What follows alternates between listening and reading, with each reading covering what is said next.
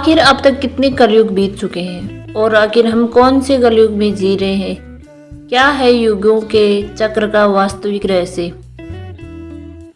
Video में आगे बढ़ने से पहले चैनल को सब्सक्राइब कर लीजिए और बेल आइकन दबा दीजिए और कमेंट में जय श्री नारायण अवश्य लिख दीजिए। हमारे हिंदू धर्म के अनुसार युगों का बदलना युग चक्र पर आधारित होता है। हिंदू धर्म ग्रंथों में 4 युगों का वर्णन किया जाता है, जिसकी शुरुआत सतयुग से होती है, जिसके बाद त्रेता युग, फिर द्वापर युग, फिर अंतिम है कलयुग, जहाँ हम अभी रह रहे हैं। हर एक युग की समाप्ति पर एक नए युग का आरंभ होता है और कलयुग की समाप्ति होने पर युगों के चक्र में बदलाव हो जाता है। जिस तरह घड़ी में 12 बजने के बाद एक नए दिन की शुरुआत होती है, उसी तरह इन चारों युगों की अवधि समाप्त होने के बाद एक नए काल चक्र का आरंभ होता है। हिंदू आज तक नहीं जानते कि वास्तव में हम जिस कलयुग में रह रहे हैं वह इकलौता कलयुग नहीं है।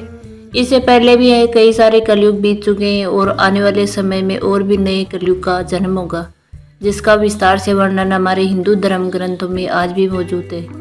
और इसलिए हमारे हिंदू धर्म आज भी आधुनिक साइंस से कई कदम आगे है। आज के वैज्ञानिक जो महंगी महंगी सैटेलाइट का इस्तेमाल करके अंतरिक्ष को टटोलने में लगे हुए हैं, ग्रहों की दिशा, गुरुत्वाकर्षण बल और नई नई खोज कर रहे हैं, यह सभी हमारे हिंदू धार्मिक ग्रंथों में पहले से ही लिखा जा चुका है। फिर चाहे वह धरती से सूर्य की दूरी हो या फिर गहराई हो, सूर्य के 7 घोड़े जो सूर्य की रोशनी को अलग अलग 7 प्रिज्म में बांटते हैं, या फिर गॉड पार्टिकल्स, तो यह संभव है कि अगर धर्म ग्रंथों को बारीकी से अध्ययन किया जाए तो कलयुग की उम्र और कलयुग के चक्र के बारे में पता लगाया जा सकता है।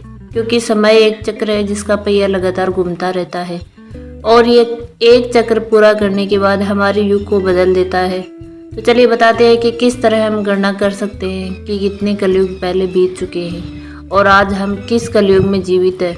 इस सृष्टि के रचयिता, पालनहार और संहार भगवान विष्णु और महेश को बताया जाता है, जिन्हें त्रिदेव भी कहा जाता है।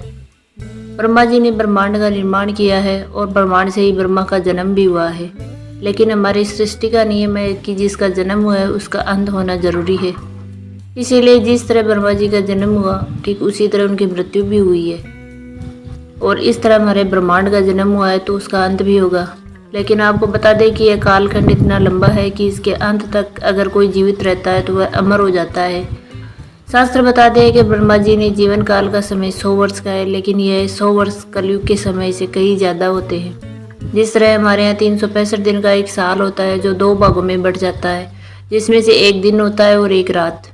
ठीक उसी प्रकार ब्रह्मा जी के कल्प में 14 मनवंतर होते हैं। एक मनवंतर में 4 युग होते हैं और यही 4 युग सतयुग, त्रेता, द्वापर और कलयुग है।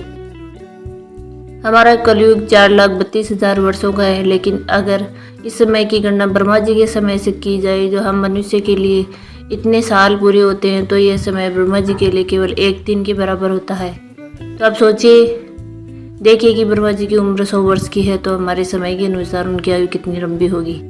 तो वही अगर ब्रह्मा जी की आयु की गणना की जाए तो इस समय हम ब्रह्मा जी 91 साल के पहले दिन में जीवित है, जिससे पहले कल्प के 7वें मनवंतर का समय चल रहा है।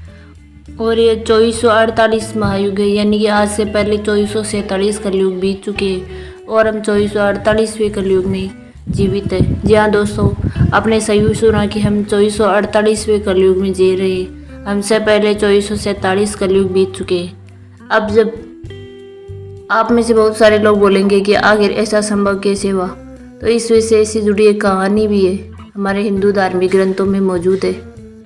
वो कहानी अगले वीडियो में सुनाएंगी। धन्यवाद।